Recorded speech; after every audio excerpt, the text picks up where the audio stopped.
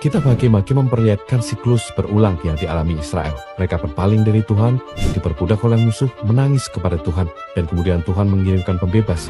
Setiap hakim dari Otniel hingga Samson menghadapi situasi yang unik, namun setiap kisahnya mengajarkan tentang keadilan dan belas kasih Tuhan. Deborah, seorang hakim wanita dan pemimpin Israel, mengajarkan tentang kekuatan dan kebijaksanaan. Di bawah pohon kurma, Deborah di pegunungan Efraim, ia memutuskan perselisihan rakyatnya dan memimpin mereka bersama Barak dalam pertempuran melawan Jabin, Raja Kanaan. Kisahnya dicatat dalam nyanyian Deborah adalah kemenangan paling dramatis dalam kitab ini, menekankan keberanian dan kepercayaan pada Tuhan. Gideon yang awalnya ragu dan meminta tanda dari Tuhan menjadi salah satu contoh paling terkenal tentang keberanian dan kepercayaan. Meskipun awalnya memiliki pasukan yang besar, Tuhan menginstruksikan Gideon untuk menguranginya menjadi hanya 300 orang, menunjukkan bahwa kemenangan mereka adalah karena kekuatan Tuhan, bukan manusia. Kemenangannya atas Midian dengan pasukan yang kecil adalah bukti dari kekuatan iman. Yiftah, seorang pejuang tangguh dari Gilead, dipanggil untuk memimpin Israel melawan bangsa Amun.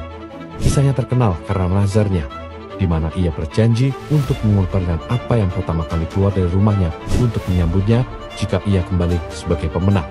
Kisah ini berakhir dengan kesedihan besar ketika putrinya yang keluar menyambutnya. Samson, yang terkenal dengan kekuatan fisik luar biasanya, adalah salah satu hakim yang paling kompleks dan tragis. Kisahnya penuh dengan konflik pribadi, kelemahan, dan pertempuran yang spektakuler. Dari mengalahkan singa dengan tangan kosong hingga ratusan Filistin dengan rahang keledai. Setiap perbuatannya menunjukkan kekuatan luar biasa, namun juga kelemahan moralnya. Kisah hidupnya berakhir dalam tindakan pengorbanan terakhir, di mana ia meminta kekuatan dari Tuhan sekali lagi untuk mengalahkan musuh-musuhnya, mengajarkan kita tentang hubungan yang rumit antara kekuatan, kelemahan, dan kedaulatan Tuhan. Dari setiap kisah dalam kitab Hakim-Hakim kita belajar tentang pentingnya ketaatan kepada Tuhan dan akibat dari ketidaktaatan. Kisah-kisah ini juga mengajarkan tentang pentingnya kepemimpinan yang baik dan bahaya ketika tiada seorang pemimpin dalam sebuah negara. Kisah ini adalah refleksi dari kebutuhan manusia akan arahan dan keselamatan. Kitab ini tidak hanya mengisahkan para hakim, tapi juga keadaan sosial dan moral Israel yang kacau. Kekacauan ini mengarah pada kebutuhan yang dirasakan akan seorang raja, sebuah tema yang akan dikembangkan dalam kitab-kitab berikutnya.